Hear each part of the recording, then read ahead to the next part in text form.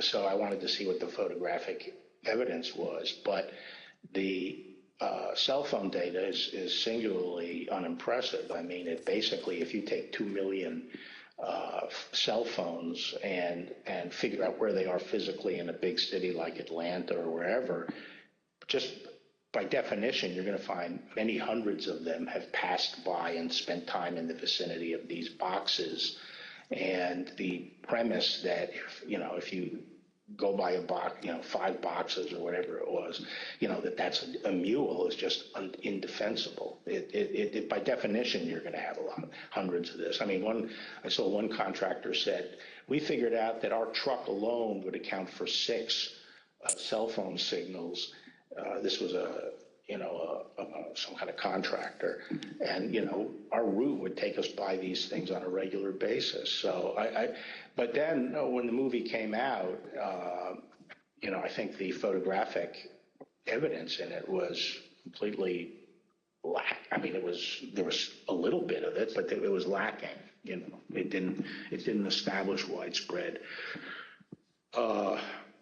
illegal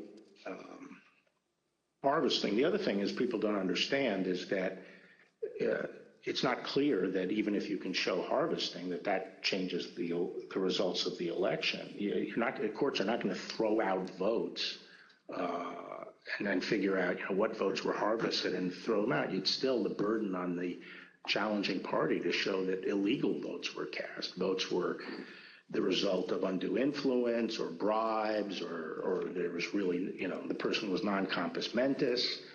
But absent that evidence, I just didn't see courts throwing out votes anyway. I felt that before the election, it was possible to talk sense to the president. And while you sometimes had to engage in, a big wrestling match with him, that it was possible to keep things on track, but I felt that after the election, he didn't seem to be listening, and I didn't think it was, that I was inclined not to stay around if he wasn't listening to advice from me or his other cabinet secretaries. So on December 14th, Barr quit. Now, the Attorney General wasn't the only person who told the president that his claims were false. Other officials and close advisors told him the same thing. Rather than try to address a counterfactual or a hypothetical, let me just say there were instances where the president would say, people are telling me this, or I've heard this, or I saw on television, this impropriety in Atlanta or Pennsylvania or something. And we were in a position to say, our people have already looked at that, and we know that you're getting bad information, that's not correct. It's been demonstrated to be incorrect from our point of view, and been debunked. A month and a half or so after the election day, and at that meeting, various allegations of fraud were discussed, and Eric and Pat didn't, told the group, the president included, that none of those allegations had been substantiated to the point where they could be the basis for any litigation challenge to the election. President Trump's own vice president and his top advisors also knew that there wasn't evidence to support the claims that the president was making.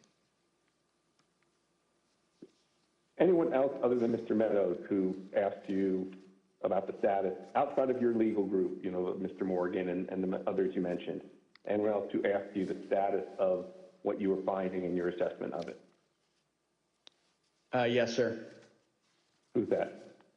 Peter Navarro. When did you talk to Mr. Navarro?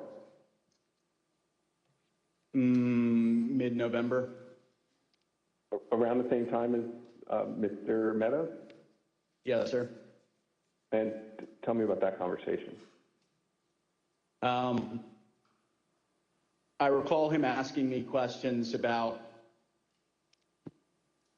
Dominion and maybe some other categories of allegations of voter fraud.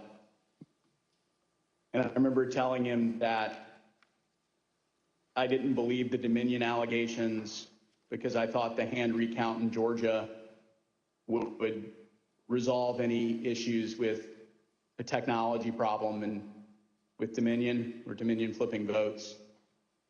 And I mentioned at that time that the CISA, Chris Krebs, had recently released a report saying that the election was secure. And I believe Mr. Navarro accused me of being an agent of the deep state working with Chris Krebs against the president. And I never took another phone call from Mr. Navarro. Anyone else besides Mr. Meadows, Mr. Navarro, Mr. Hirschman that you had discussions with inquiring about what you were finding in your review of the allegations that were pouring in?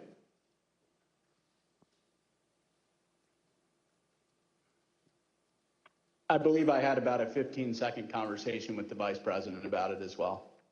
When was that?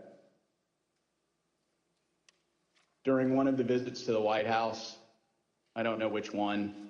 I think it was the first one in November.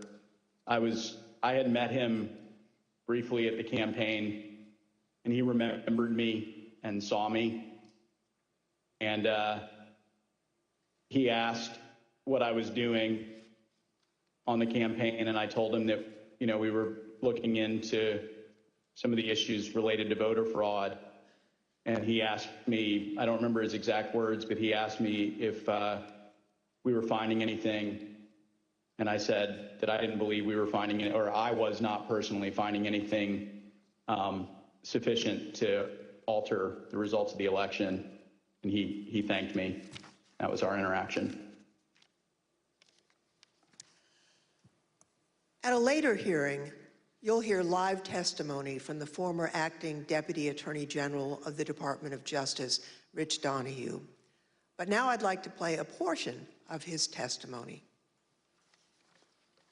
I tried to, again, put this in perspective and to try to put it in very clear terms to the president. And I said something to the effect of, sir, we've done dozens of investigations, hundreds of interviews. The major allegations are not supported by the evidence developed. We've looked at Georgia, Pennsylvania, Michigan, Nevada. We're doing our job. Much of the info you're getting is false. And then I went into, for instance, this thing from Michigan, this report about 68% error rate. Reality is it was only 0.0063% error rate, less than 1 in 15,000. So the president accepted that. He said, okay, fine, but what about the others? And again, this gets back to the point that there were so many of these allegations that when you gave him a very direct answer on one of them, he wouldn't fight us on it, but he would move to another allegation. So then I talked about a little bit about the Pennsylvania truck driver. This is another allegation that had come up. And this claim was by a truck driver who believed, perhaps honestly, that he had transported an entire tractor-trailer truck full of ballots from New York to Pennsylvania. And this was, again, out there in the public and discussed. And I essentially said, look, we looked at that allegation. We looked at both ends, both the people who load the truck and the people who unload the truck. And that allegation was not supported by the evidence. Again, he said, okay. And then he said, no, I didn't mention that one. What about the others? And I said, okay, well, with regard to Georgia, we looked at the tape, we interviewed the witnesses. There is no suitcase. The president kept fixating on this suitcase that supposedly had fraudulent ballots and that the suitcase was rolled out from under the table. And I said, no, sir, there is no suitcase. You can watch that video over and over. There is no suitcase. There is a wheeled bin where they carry the ballots, and that's just how they move ballots around that facility. There's nothing suspicious about that at all. I told them that there was no multiple scanning of the ballots. One part of that allegation was that they were taking one ballot and scanning it through 3 or 4 or 5 times to rack up votes, presumably for Vice President Biden.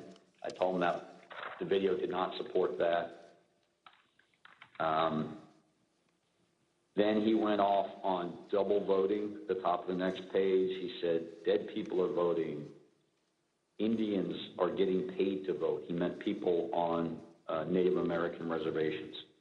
He said there's lots of fraud going on here. I told him flat out that much of the information he's getting is false and or just not supported by the evidence.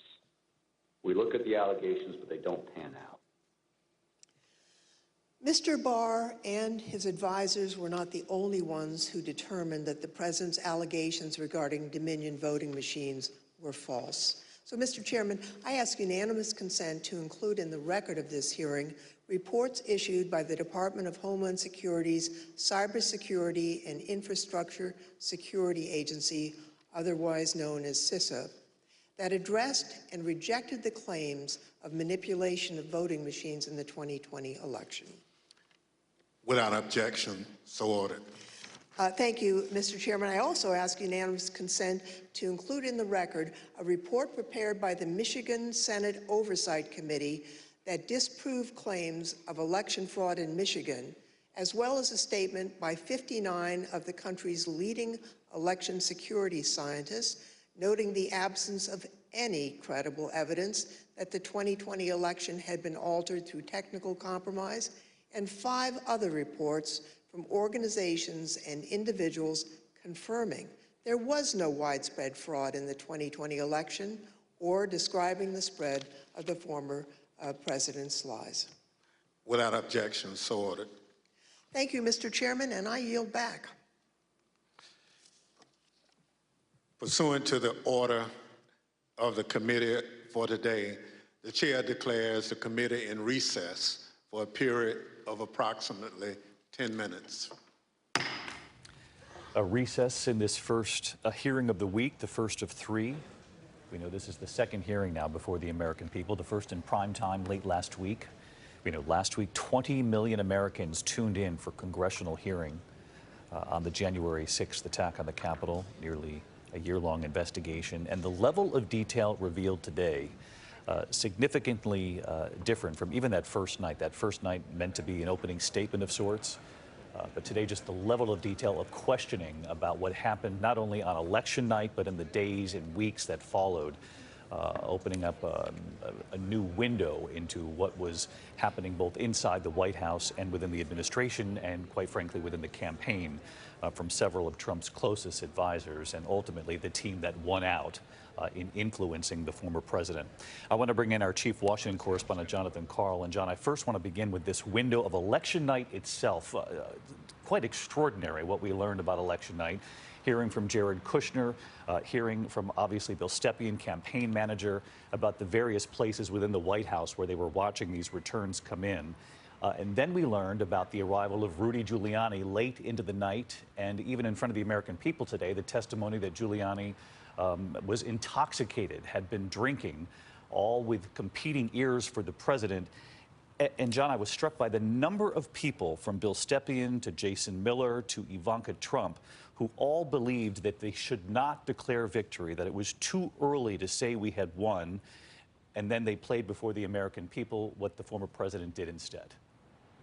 You know, absolutely remarkable scene, and it's one, David, that you and I saw play out on election night at 2:30 in the morning when Donald Trump came into the East Room of the White House, and while votes were still being counted in many states, he came out and declared, frankly, we did win this election, and actually said, suggested that the vote counting should stop. What we learned today was the backstory of that. Before the president came out at 2:30 in the morning to declare victory in an election when votes were still being counted and there was no victory to declare, we learned that all of the people around the president, the top levels of his campaign, all of these people from Bill Stepien on down, who not only told him that he was not winning the election, but advised him not to go out and declare victory because votes were still being counted. And in fact, the election was not going his way. And then you hear that force that Rudy Giuliani told, it was like the one person who told the president to go the other direction. And it was striking to hear senior officials on that campaign, like Jason Miller, say flatly that Rudy Giuliani appeared to be intoxicated. So the president here is listening to the advice from the intoxicated Rudy Giuliani instead of the assessment of his top campaign people, and goes out and declares victory to the American people in a race that he had not won. John Carl with us live on the Hill. John's going to be with us all day long here. And as John just is talking about, you know, one of these figures, Bill Stepien, was the campaign manager. He'd worked on several Republican campaigns in the past. He prides himself in his testimony as being able to work with all different sorts of political candidates, Donald Trump being just one of them. And he said that his advice to the former president that night would be to go out there, say the votes are still being counted. There are some good positive signs, but that we would come back to you in the next day or two when there is something to be said. There was similar advice along the way. Even Ivanka Trump said it was clear the race would not be called on election night, and then we were reminded of what John just talked about, the former president coming before the American people and declaring in those hours after the election that this has been a fraud. Frankly, we did win this election, again, despite all of the people telling him not to do that, because that simply was not the case. I want to bring in our Chief Justice correspondent, Pierre Thomas. Another storyline that we have reported extensively here on ABC is this notion of Bill Barr being a voice of reason. You know, he was a loyal AG to the former president, but even when the tide turned after Election Day and these stories were out there, it was Bill Barr who repeatedly said there simply is not the evidence to back this up. We knew that part of the story, but again, in this extended deposition that's been played before the American people today, I was struck, Pierre, in one particular moment where Bill Barr says, you know, boy, and I'm paraphrasing here, he says, in essence, boy, if he really believes this stuff, these are some of the theories, the conspiracy theories that have been put out there, then he's really lost all contact, in the words of Bill Barr, sitting in the Oval Office, the White House, some weeks after the election when there hadn't been any communication between the AG and the president. He knew he had to go over there, and he did so in the hours after that interaction with the Associated Press reporter, where Bill Barr declared before the American people himself that there simply was not evidence of any widespread fraud. David, it's a remarkable journey. You'll recall that before the election, Bill Barr had been conducive to talking about the potential for mail fraud. We had done an interview with him that appeared on your broadcast in which we pushed back on the notion of where is this fraud that you're talking about? And Bill Barr was saying, look, this is something that needed to be considered. And then after the election, there's that critical moment where the Attorney General asked the FBI, asked the U.S. attorneys, where he asked them to look for if there was any specific credible allegations of fraud, and certainly enough to change the outcome of the election. After several days went by, the U.S. attorneys and the FBI FBI agents went out into the field. They found nothing to speak of, nothing. And what you're hearing today is that once those results came in, the Attorney General had no option other than to go and tell the president the truth, which that, you know, his agency, which its job is to look for crimes, found none. And he told the president that, David. Pierre Thomas with us here today. Pierre, thank you. Bill Barr again in this testimony today talking about the stories of the Dominion voting machines, of the dump of votes in Detroit, that all of that was nonsense. It was a word he used several times. And in fact, he said, does anyone point it out to you, Mr. President, that you actually did better in Detroit than you did last time around? No evidence of fraud. I want to bring in Rick Klein, our political director, because Rick, I'm sure you were watching very closely this testimony from Chris Steyerwalt, formerly of Fox News, of course, fired after making that call of Arizona on election night. Two quick things here. This notion of a red mirage. We all knew that was going to happen on election night because Republican votes tend to be more day of, that they would come in first, and then the mail-in votes, which are heavily Democratic, particularly in a pandemic, also exacerbating that later count, that we all knew this was going to happen. We heard that from several members of the former president's team, that they had told the former president, you have to expect this. They knew that was coming. But what I thought was most interesting for Mr. Steyerwalt, formerly of Fox, was their decision to call Arizona. And he reminded the American people that while controversial, even though it ended up being obviously the right call, that in finding fraud, you'd have to find widespread fraud in 3 key battleground states, not just Arizona. It'd have to be Arizona, Michigan, Georgia, that you weren't talking about, 100 or hundreds of votes that you would typically have if you're questioning an election, but you would be talking about thousands of votes across this country, across multiple states. Yeah, David, fascinating because it points out the unlikelihood, if not the impossibility, of truly rigging an election in this country. And Chris Stirewalt is right. When Fox News projected Arizona for former President Trump in that election, it was a shock in our newsroom and many others because we didn't have data to back that up. We rely on a different data stream than the Associated Press and Fox News, which made those early projections. It took our decision desk several days to get to the same place. The point is, though, Fox was right, the AP were right, we were right. All of the states that were projected correctly. And the point is that that information was getting to the Trump campaign in real time. They may have disagreed, they may have quibbled with how early that call was, but they had no rationale, no basis for them to dispute the result in Arizona or Pennsylvania or Georgia, and the election landed exactly as it was anticipated to. And in fact, that night played out just like we thought it would. As you said, David, we knew that the early returns were likely to favor the Republican candidate. That's happened in the past, and it happened even more so because of the explosion in mail-in voting during COVID in so many states. And that's why you saw those numbers shift, not because of any improprieties. Very quick follow to you, Rick, because there was such a focus at Arizona because the early nature of that call, at least in the immediate aftermath of the election. And then there was a focus, continues to be a focus on Georgia. But again, Mr. Stirewalt, formerly of Fox, making the point that you'd have to overturn the results in multiple states. And in fact, he said something along the lines of you'd have better luck playing the Powerball. Yeah, it wasn't going to happen. And the point of today's hearing is that former President Trump knew that it wasn't going to happen. The people around him were telling him it wasn't going to happen, and he stuck by those election lies anyway.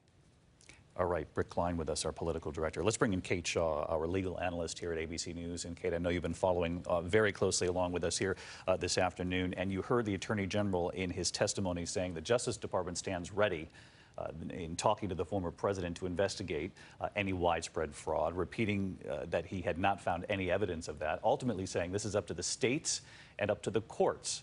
And we know, again, that the former president and the campaign did take this to the courts, but repeatedly we're told there's no evidence here. That's right, David. So the Trump campaign and various surrogates in a number of states filed lawsuit after lawsuit in the immediate aftermath of the election, and in virtually every instance were unsuccessful. There were something like 60-plus lawsuits challenging various aspects of state elections, and the Trump campaign again and again was told by courts, state and federal, that there was no serious evidence of widespread fraud that would have changed the outcome in even a single state, let alone the 3 or more states whose results would have had to flip in order to actually change the outcome. So the courts really spoke with one voice, and yet Trump continued to say something quite different to the American public about the widespread evidence of fraud. Our legal analyst, Kate Shaw, with us as always. Kate, thank you. And as we watch the hearing room, we will go right back to this hearing the moment it begins again. Let's bring in Rachel Scott, our congressional correspondent. And Rachel, you and I have been talking over the course of several days, even when the hearings aren't on the air, about Republicans watching this, because we know a number of them were quite vocal in the aftermath of January 6th. Talking about accountability and pointing to former President Donald Trump. Obviously, we're now some time past January 6th, and a different tone, different messaging, and few Republicans are even talking about these hearings. Are you getting any reaction? Few Republicans are talking about these hearings, and the ones that are, David, I could tell you their message here is really twofold. On one hand, you have Congresswoman Elise Stefanik, you have Congressman Andy Biggs. They are calling this a political witch hunt. They're calling it a sham, but also at the same time, they're trying to change the focus back to President Biden and his administration and the policies, noting inflation, noting high gas prices. I think this really underscores the fine line that many Republicans are trying to walk. They lived through this insurrection. Many of them were here in this building as rioters stormed the United States Capitol on January 6th. Some even believe that the former president was responsible for it. You had Senate Minority Leader Mitch McConnell, who said that Trump provoked the mob, that he was morally responsible for what happened here on January 6th. But as we get closer to these midterm elections, and as they look to regain seats in both the House and the Senate and take over the majority, many Republicans believe the focus should not be on January 6th or the former president's false claims about the 2020 election, that it should be on President Biden and Democrats' policies. Rachel Scott with us. Rachel, thank you as always. And just as we await them to gavel back in, I want to bring in Terry Moran, because Terry, you were watching the opening statement last week, the primetime hearing. Quite striking to me, the difference today. We know what they were trying to accomplish last week, but today, just the amount of gritty detail from Bill Stepien, Jason Miller, even to Jared Kushner, who was pressed, what tact would you take? He paused in his testimony and said, I suggested to the former president, not this one, when talking about whether to go with Team Normal or the other team that began to have the former president's ear. Exactly, David. This committee has been at work for a year now, and we are getting a sense of the fruits of that labor. While live witnesses are generally considered to be better, more dramatic, these tape depositions, these videotape depositions inside the Trump inner circle gives you a sense of their working reality. They have been calling in witness after witness after witness from the Trump White House, the Trump campaign, the Trump family, to take the American people inside that inner circle. And it does look as if their work has borne fruit. These are the facts. I now welcome our second panel of witnesses. We're joined today by B.J. Pack, Al Smith, and Ben Ginsberg. Mr. Pack is the former United States Attorney for the Northern District of Georgia. Mr. Smith is a former city commissioner for the city of Philadelphia, where he served for more than 10 years. Mr. Ginsberg is one of the leading election law attorneys in the country and has represented Republican presidential candidates in election litigation dating back to 2000, where he represented George W. Bush in the Bush v. Gore litigation. I will now swear in our witnesses. Please stand and raise your right hand. Do you swear or affirm on the penalty of perjury that the testimony you're about to give is the truth, the whole truth, and nothing but the truth, so help you God? Thank you. Please be seated.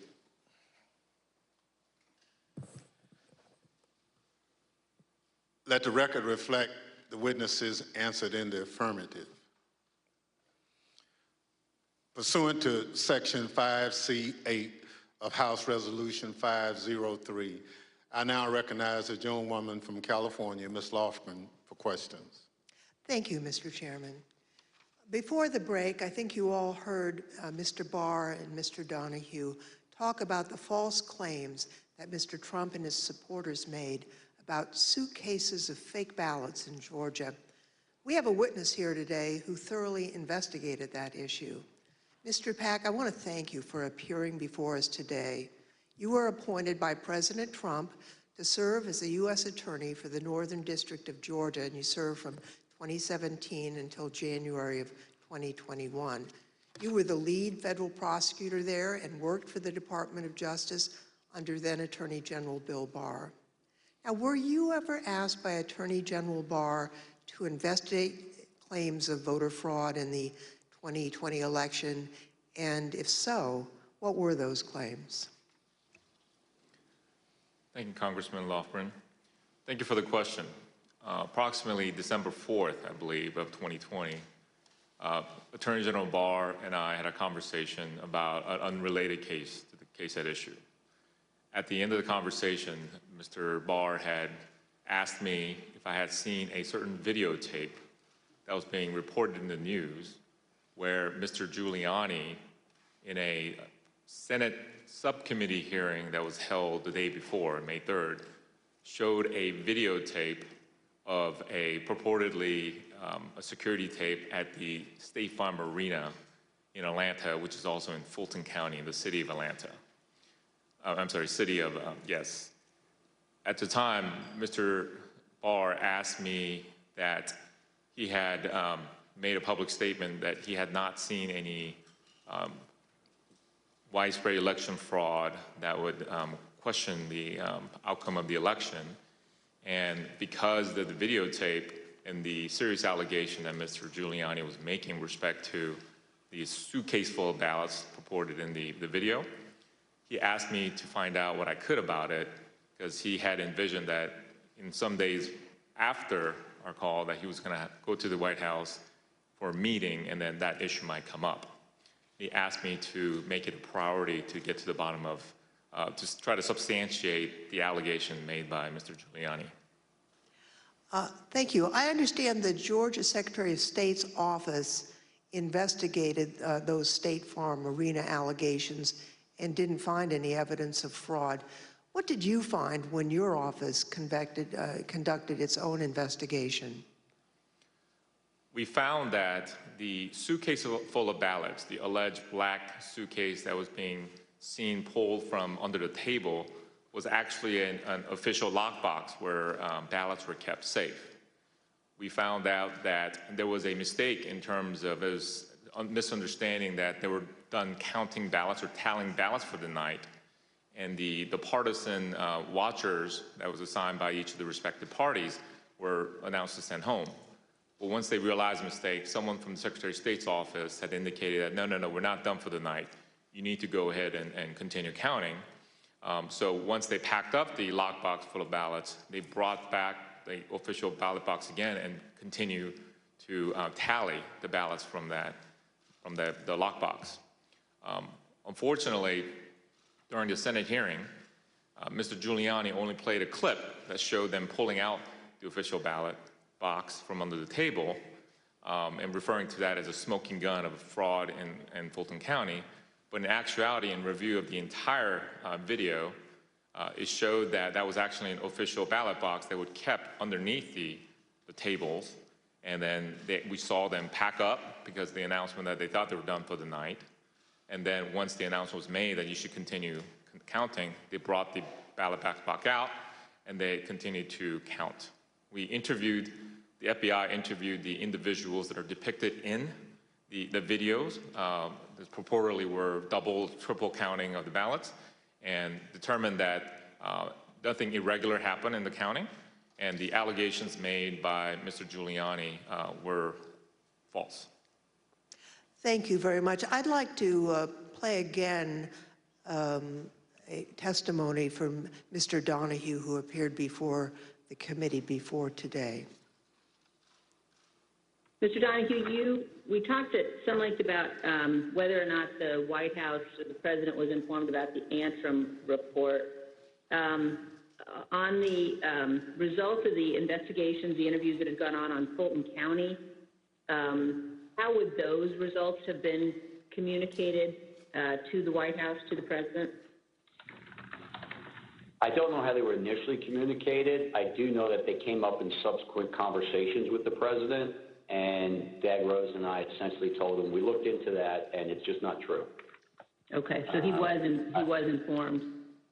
I told the president myself that several times in several conversations, that these allegations about ballots being smuggled in a suitcase and run through the machine several times, it was not true. That we looked at the video, we interviewed the witnesses, it was not true.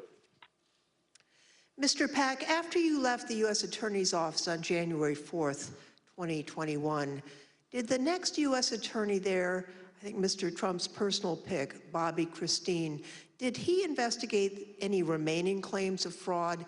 And if so, did he find any evidence that supported the president's claims of voter fraud? It is my understanding that Mr. Christine continued any investigations that were pending at the time of my departure, but he was unable to find any evidence of fraud that affected the outcome of the election. So after investigating the president's and Mr. Giuliani's claims about voter fraud in Georgia, is it your view today that there was no evidence of widespread fraud sufficient to undermine confidence in the outcome of the election in Georgia? That is correct. Thank you, Mr. Pack. And I want to thank you also for the service that you've given to our country. We appreciate that. Next, I'd like to turn to President Trump's false allegations about election integrity in Philadelphia. The Attorney General discussed these allegations at some length. You know, the idea, the president has repeatedly suggested that there was some kind of outpouring of unexpected votes in inner city areas like Philadelphia as recently as January 13th when he walked off the NPR set. He was asked by the interviewer, what's your evidence of fraud? And he said, more people voted in Philadelphia than there were voters. And that was absolute rubbish. The turnout in Philadelphia was in line with the state's turnout. And in fact, it was not as impressive as many suburban counties. And there was nothing strange about the Philadelphia turnout. It wasn't like there was all these unexpected votes that came out in Philadelphia. So, I think once you actually look at the votes, and then there's an obvious explanation. For example, in Pennsylvania, Trump ran weaker than the Republican ticket generally. He ran weaker than two of the state candidates. He ran weaker than the congressional delegation running for federal Congress, and he ran weaker than the Republican, I think. I haven't looked at this recently, but he generally was a weak element on the Republican ticket. So that does not suggest that the election was stolen by fraud. How about Pennsylvania and Bill McSwain? We were talking to the U.S. Attorney in Philadelphia about an alleged discrepancy between the number of absentee ballots issued and the number of ballots cast. Right. So that was one of the big ones for a period of time. I think that was raised at Gettysburg by Giuliani or something like that. But it kept on being repeated, and I found it annoying because it didn't seem that it was right. So I called McSwain, and he got back to me. He said, no, the problem is that Mastriano threw out this number, and what he did was he mixed apples and oranges. He took the number of applications for the Republican primary, and he compared it to the number of absentee votes cast in the general election. But once you actually go and look and compare apples to apples, there's no discrepancy at all. And, that's one of the, I think at some point I covered that with the president. We have another witness here today who has detailed knowledge about the election process in Philadelphia. Mr. Schmidt, at the time of the 2020 presidential election, you were serving as the only Republican member of Philadelphia's three-member city commission, which is responsible for overseeing elections throughout the city. Is that correct? That's correct, Congressperson. So President Trump made numerous claims regarding fraudulent voting practices in Philadelphia, including the claim that dead people were voting. In fact, Mr. Giuliani told Pennsylvania state legislators that 8,000 dead people voted in Pennsylvania. You investigated those claims of voter fraud. Can you tell us what you found? Not only was there not evidence of 8,000 dead voters voting in Pennsylvania, there wasn't evidence of 8. We took seriously every case that was referred to us, no matter how fantastical, no matter how absurd, and took every one of those seriously, including these. As it turns out, even Mr. Trump's campaign lawyers knew that the dead voter claims weren't valid. I guess the crooks in Philadelphia are disappointed in this. They only submitted 8,021 ballots from dead people, mail-in ballots for dead people. Probably easier for dead people to submit mail-in ballots than it is to vote in person. Rudy was, at this stage of his life, in the same ability to manage things at this level or not. And obviously, I think Bernie Kerik publicly said it. They never proved the allegations that they were making, and they were trying to develop. Mr. Schmidt, on November 11th, 2020, President Trump tweeted about you, saying, and here's a quote, "A guy named Al Schmidt, a Philadelphia commissioner and so-called Republican, or Rhino, is being used big time by the fake news media to explain how honest things were with respect to the election in Philadelphia. He refuses to look at a mountain of corruption, dishonesty. We win." As a result of that tweet and the CNN interview you gave where you stated the dead voter claims in Pennsylvania were false, you and your staff were subjected to disturbing threats. Can you tell us about that? The threats prior to that tweet, and on some level it feels almost silly to talk about a tweet, but we can really see the impact that they have, because prior to that, the threats were pretty general in nature. Corrupt election officials in Philadelphia are going to get what's coming to them. You're what the Second Amendment is for. You're walking into the lion's den, all sorts of things like that. After the president tweeted at me by name, calling me out the way that he did, the threats became much more specific, much more graphic, and included not just me by name, but included members of my family by name, their ages, our address, pictures of our home, just every bit of detail that you could imagine. That was what changed with that tweet. Behind me are redacted threats that you received, that you provided to the committee. Now, we redacted portions of the text to protect your family. Mr. Schmidt, I think I speak for all of my colleagues when I say we are deeply sorry for what you and your loved ones have been through.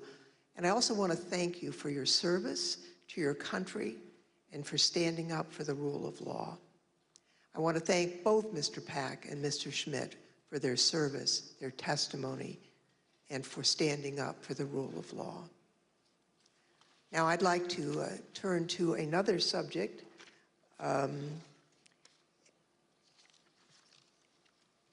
The courts in our country provide a legitimate venue for campaigns to challenge what they view as irregular election practices. Now, courts have the final say on how the law applies to those challenges.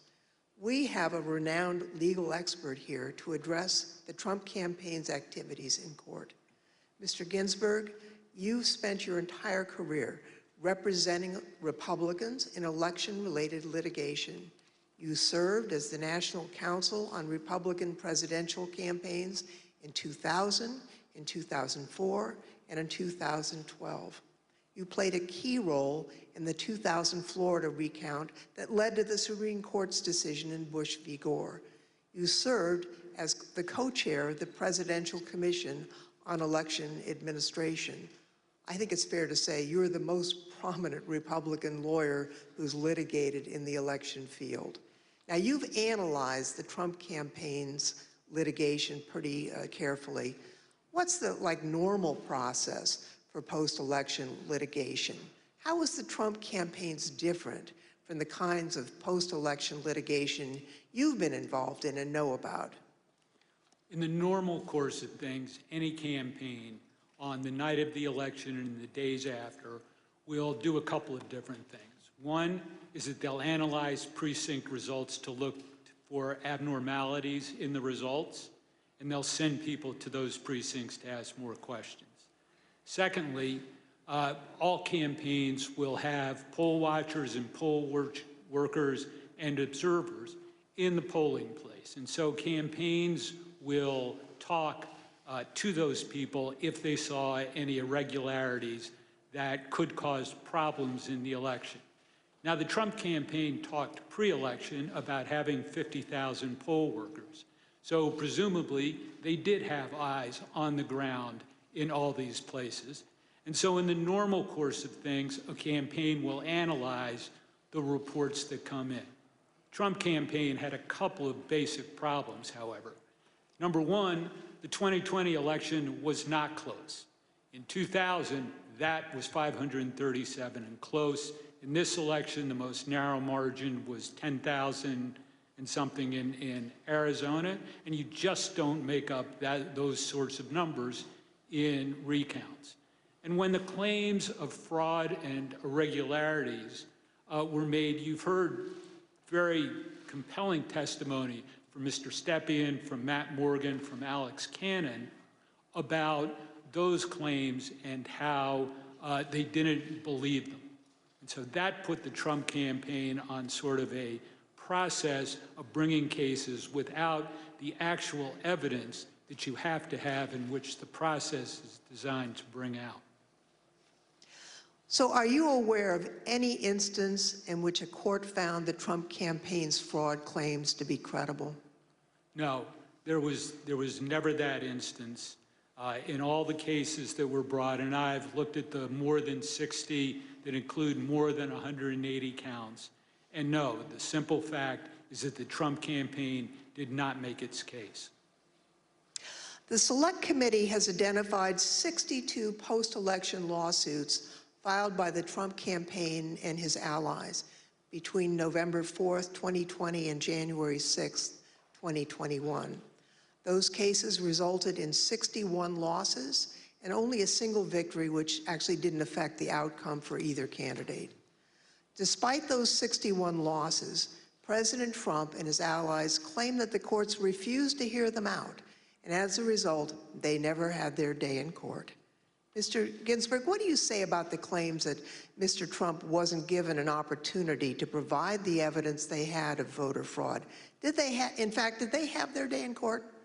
They did have their day in court. About half of those cases that you mentioned were dismissed at the procedural stage for a lack of standing. The proper people didn't bring the case, or there wasn't sufficient evidence and it got dismissed on a motion to dismiss.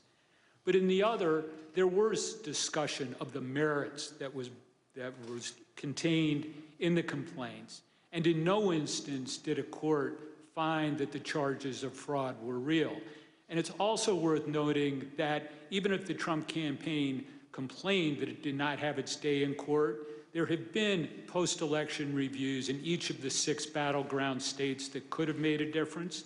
And those ranged from the somewhat farcical Cyber Ninjas case in Arizona to the Michigan Senate report that was mentioned earlier, the hand recount in Georgia that Mr. Pack addressed. And in each one of those instances, there was no credible evidence of fraud produced by the Trump campaign or his supporters. Thank you. You know, as Mr. Ginsburg has explained, there are no cases where the Trump campaign was able to convince a court that there was widespread fraud or irregularities in the 2020 election. Over and over, judges appointed by Democrats and Republicans alike directly refuted this false narrative. They called out the Trump campaign's lack of evidence for its claims, and the judges did that even in cases where they could have simply thrown out the lawsuit without writing a word. You can see behind me a few excerpts from the decisions in these 62 cases. The Trump campaign's lack of evidence was criticized by judges across the political spectrum. In Pennsylvania, a Trump-appointed judge concluded, quote, "Charges require specific allegations and proof. We have neither here." Another Trump-appointed judge warned that if cases like these succeeded, quote, "Any disappointed loser in a presidential election able to hire a team of clever lawyers could flag claimed deviations from election results and cast doubt on election results." The list goes on and on. Allegations are called, quote, "an amalgamation of theories, conjecture, and speculation." In another, strained legal arguments without merit, unsupported by evidence, derived from wholly unreliable sources, a fundamental and obvious misreading of the Constitution. The rejection of President Trump's litigation efforts was overwhelming. 22 federal judges appointed by Republican presidents, including 10 appointed by President Trump himself, and at least 24 elected or appointed Republican state judges dismissed the president's claims. At least 11 lawyers have been referred for disciplinary proceedings due to bad faith and baseless efforts to undermine the outcome of the 2020 presidential election. Rudy Giuliani had his license to practice law suspended in New York. And just this week, a newly filed complaint will potentially make his suspension from practicing law in D.C. permanent.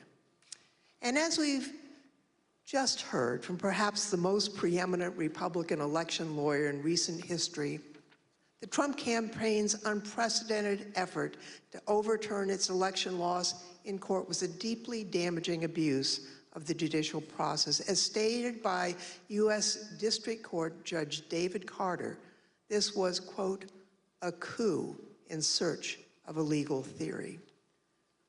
Thank you, Mr. Chairman. I yield back. I want to thank our witnesses for joining us today. The members of the Select Committee may have additional questions for today's witnesses, and we ask that you respond expeditiously in writing to those questions.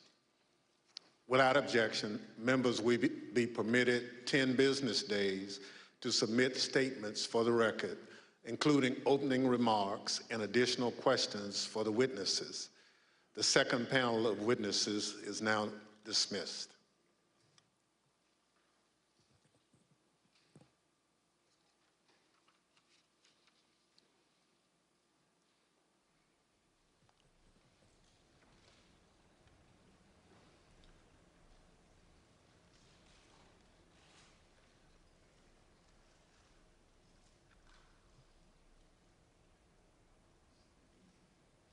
Without objection, the chair recognizes the gentlewoman from California, Ms. Lofgren, for a closing statement. Thank you, Mr. Chairman. Now that we understand the litigation efforts by President Trump and his allies, I'd like to present additional actions taken by the Trump campaign during this time. President Trump continued to push the stolen election narrative, even though he and his allies knew that their litigation efforts making the same claim had failed. Now, it's worth pointing out that litigation generally does not continue past the safe harbor date of December 14th. But the fact that this litigation went on, well, that decision makes more sense when you consider the Trump campaign's fundraising tactics. Because if the litigation had stopped on December 14th, there would have been no fight to defend the election and no clear path to continue to raise millions of dollars. Mr. Chairman, at this time, I'd ask for unanimous consent to include in the record a video presentation describing how President Trump used the lies he told to raise millions of dollars from the American people. These fundraising schemes were also part of the effort to disseminate the false claims of election fraud. Without objection, so My name is Amanda Wick, and I'm Senior Investigative Counsel with the House Select Committee to investigate the January 6th attack on the United States Capitol. Between Election Day and January 6th, the Trump campaign sent millions of fundraising emails to Trump supporters, sometimes as many as 25 a day. The emails claimed the, quote, left-wing mob was undermining the election, implored supporters to, quote, step up to protect the integrity of the election, and encouraged them to, quote, fight back. But as the Select Committee has demonstrated, the Trump campaign knew these claims of voter fraud were false, yet they continued to barrage small-dollar donors with emails, encouraging them to donate to something called the Official Election Defense Fund. The Select Committee discovered no such fund existed. I don't believe there is actually a fund called the Election Defense Fund. Is it fair to say that the Election Defense Fund was another, I think we called it a marketing tactic? Yes. And tell us about these funds as marketing tactics. Just a topic matter where money could potentially go to be, how money could potentially be used. The claims that the election was stolen were so successful, President Trump and his allies raised $250 million, nearly $100 million in the first week after the election. On November 9th, 2020, President Trump created a separate entity called the Save America PAC.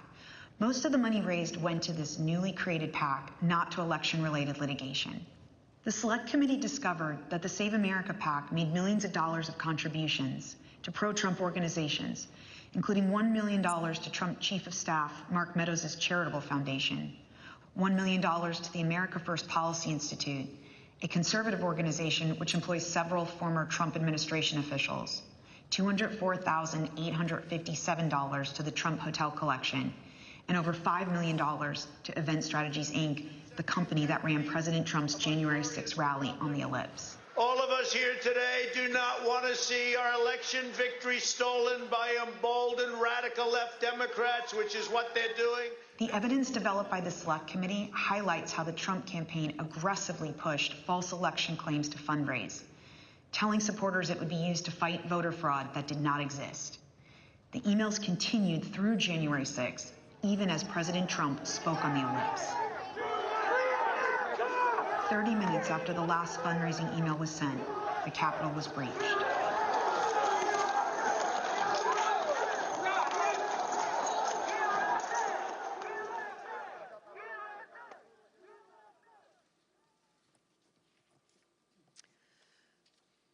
Every American is entitled and encouraged to participate in our electoral process. Political fundraising is part of that. Small dollar donors use scarce disposable income to support candidates and causes of their choosing, to make their voices heard. And those donors deserve the truth about what those funds will be used for. Throughout the committee's investigation, we found evidence that the Trump campaign and its surrogates misled donors as to where their funds would go and what they would be used for. So not only was there the big lie, there was the big ripoff. Donors deserve to know where their funds are really going. They deserve better than what President Trump and his team did. Mr. Chairman, I yield back. Without objection, the chair recognizes the gentlewoman from Wyoming, Ms. Cheney, for a closing statement. Thank you very much, Mr. Chairman. Mr. Chairman, I would like to thank all of our witnesses today. And I'd also like to, in particular, wish Mr. Stepien and his family all the best on the arrival of a new baby. Today's hearing, Mr. Chairman, was very narrowly focused.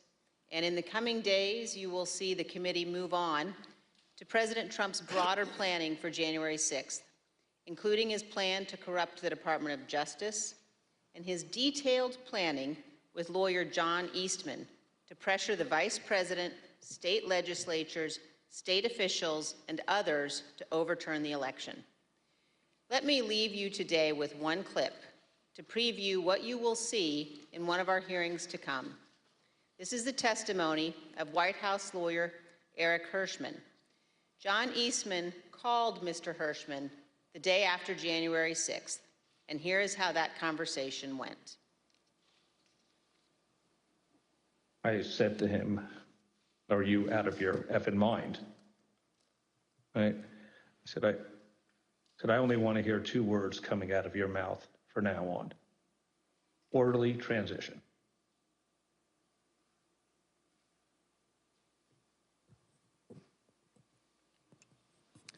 Thank you, Mr. Chairman. I yield back.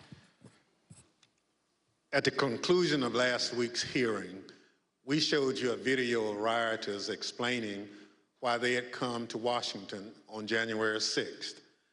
It was because Donald Trump told them to be here. Today, we heard about some of the lies Donald Trump embraced and amplified when it became clear he didn't have the numbers of votes to win the election. We heard about how officials at different levels of government explored claims of fraud and found no evidence. Yet the former president continued to repeat those false claims over and over again. Today, we'll end things where we did on Thursday, back on January 6th, hearing words of individuals who wanted to stop the transfer of power. We know they were there because of Donald Trump. Now we hear some of the things they believed. Without objection, I enter into the record a video presentation. I know exactly what's going on right now. Fake election. They think they're gonna fucking cheat us out of our vote and put communist fucking Biden in office. It ain't fucking happening today, buddy. You voted? Yes, sir. How'd it go? Voted early. It went well, except for can't really trust the software. Dominion software all over. We voted, and right in the top right-hand corner of the Dominion voting machine that we used, there was a Wi-Fi symbol with 5 bars. So that most definitely connected to the internet, without a doubt. So they stole that from us twice. We're not doing it anymore. We're not taking it anymore. So we're standing up, we're here, and whatever happens, we're not laying down again. I'm from Pennsylvania. It didn't work. It absolutely worked. It didn't work. Voted. No. Trust the system. 200,000 people that weren't even registered voted. 430,000 votes disappeared from President Trump's tally. And can't stand there and tell me that it worked. I don't want to say that what we're doing is right. But if the election's being stolen, what is it going to take?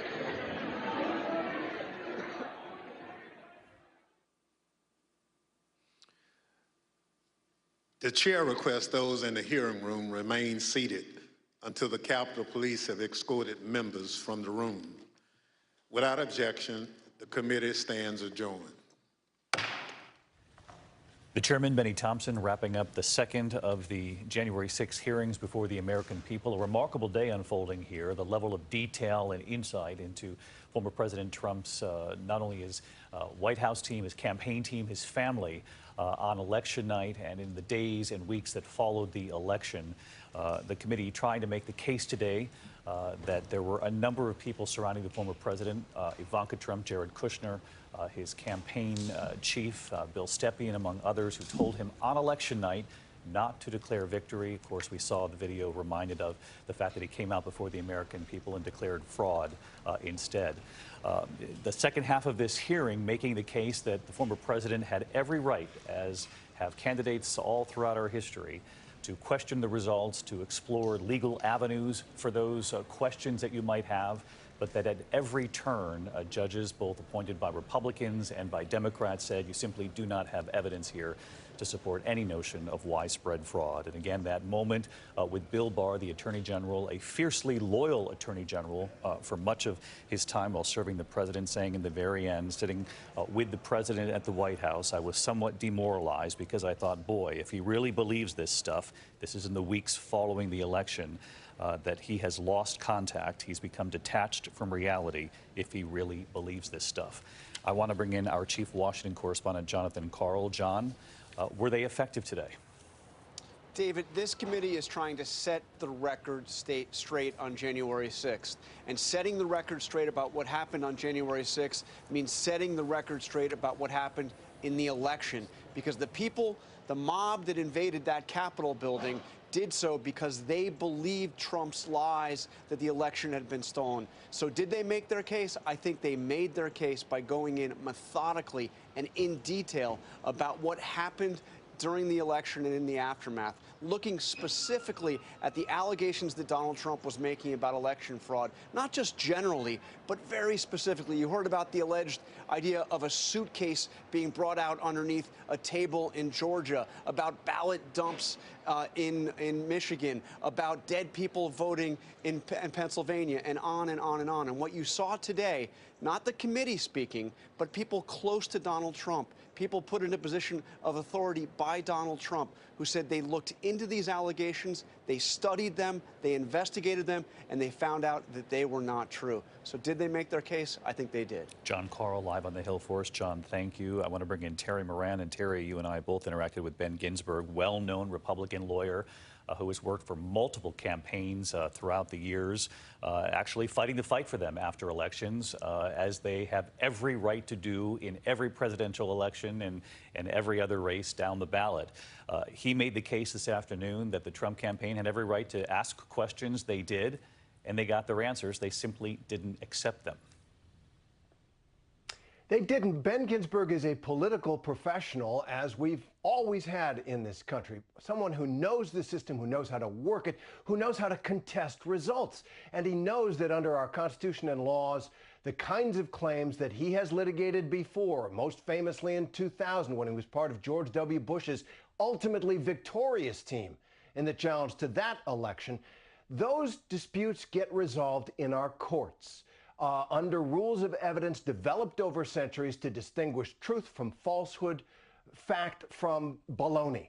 And he came into this hearing to say, this is how it goes. This is how campaigns operate when they sense that maybe something was wrong, that the count was wrong. And his utter dismissal of the fantasies, the lies that were spilling out of the White House is another voice from inside the Republican Party. You realize there was no one from the Democratic Party testifying today. These were all inside Trump's inner circle or in the Republican Party, people who aren't running for re-election, but who know how our politics work, know how our elections work, and they made a case that Donald Trump was defying it and degrading our elections because of it. Terry Moran watching the hearing with us today. Terry, thank you, as always. I want to bring in Kate Shaw just to pick up on that point. And Kate, you heard this second part of the hearing today was meant to remind not only the American people, but in particular some of the former president's supporters who had claimed they never had their day in court, that in fact they did in multiple courtrooms in front of multiple judges across the country. They quoted a number of Republican-appointed judges, this committee did, and with reason, obviously, and they brought up the more than 60 cases that you brought up during the recess a little earlier in the day to show that the legal system worked just as it should after every election. That's right, and I did think that Republican election lawyer Ben Ginsburg, who, as you and Terry were just saying, is, probably the most prominent Republican election lawyer of his generation, say unequivocally that these claims were vetted in court and that judges, both state and federal, both Democratic and Republican, took a look at many of these cases, on the merits, looking closely at the facts, and found no evidence of widespread fraud. And, it's in addition to courts, it's also the case that other institutions of state government took a look, right? You had recounts in a number of states. You had officials, both state and federal, review claims that were made, take them all very seriously, and in each and every instance, thoroughly, refute any claims that there was serious or widespread fraud. And so I thought that Ginsburg, but all of the witnesses today were, short but really unequivocal that these claims were just start to finish baseless. And Kate, just again, a quick follow to that, because they made the point several times today that it wasn't just one state that the Trump campaign would have to overturn. It was multiple states, and in the state where it was the closest, Georgia, they actually had multiple reviews, including that hand recount. That's right. So, the Trump campaign, I think, knew very well that it was facing very difficult math in order to flip enough states because of the Electoral College to overcome Joe Biden's edge. And so it would have, I think, needed to be a minimum of 3 states. So you saw very intense fixation on Georgia, on Arizona, on Wisconsin, where the margins were relatively close, but you would have had to flip all of them, and in no case were the margins close enough that a recount under really any circumstances might have changed the outcome. As Ginsburg said, typically recounts will change a couple hundred votes, but not in the thousands, which is what the Trump campaign would have needed to make up. And, in Arizona, where there was that additional recount in 2021, put on basically by President Trump supporters, the end of the day of months and millions of dollars, there were several hundred additional Biden votes found, and that was the result of that protracted recount effort. So the results either stayed the same or in some instances favored Biden further. All right, thanks, Kate. Kate Shaw with us again today. Thank you. Let's bring in Pierre Thomas quickly. Pierre, the focus in this next hearing turns to Attorney General Bill Barr, a key witness in his deposition, particularly with his willingness to speak truth to the former president. This is what the committee continues to show the American people. And in particular, there was one point that he made that in looking at the vote in Pennsylvania, he said the former president performed much worse than other Republicans down the ballot. They actually had a decent election night in Pennsylvania. And he said that's just one more indicator that he didn't believe there was any widespread fraud in Pennsylvania to be found, because other Republicans, quite frankly, did very well. David, everywhere you turn in today's hearing, you see that these claims were just plain bogus.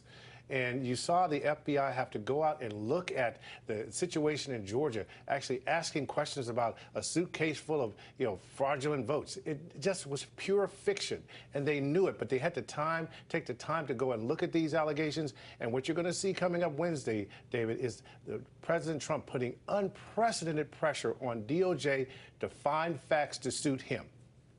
Pierre Thomas with us at our Washington Bureau. Pierre, thank you. Of course, Pierre will be with us Wednesday. Again, the focus of Wednesday's hearing will be not only the Attorney General Bill Barr, but other members of the Justice Department and this continuing pressure on the Justice Department to do something in the weeks following the election. Again, the next hearing is set for Wednesday morning at 10 a.m. Eastern. We'll be here for that. Our entire team will be standing by. Our coverage will continue today, ABC News Live, abcnews.com, and I'll be back with the entire team for World News Tonight a little later today. For many of you, you'll check in with your local news teams now and this afternoon, and of course, we'll see you right after a little later today. I'm David Muir, New York. Good day. This has been a special report from ABC News.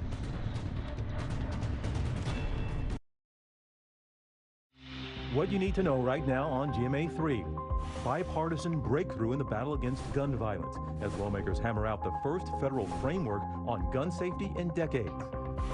Preventing future school shootings and keeping children safe. Our exclusive GMA3 interview with Education Secretary Miguel Cardona outlining new strategies